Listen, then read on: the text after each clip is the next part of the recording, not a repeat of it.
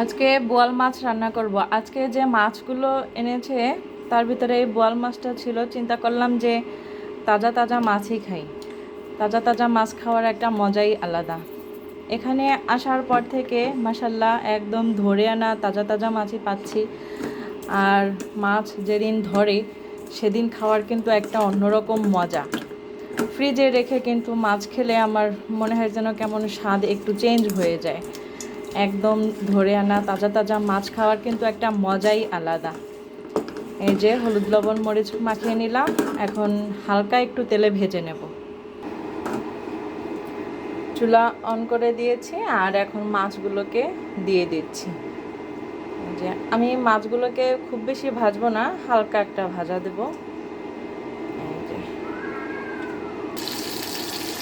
এই যে এবার মাছগুলো ভেজে নিই।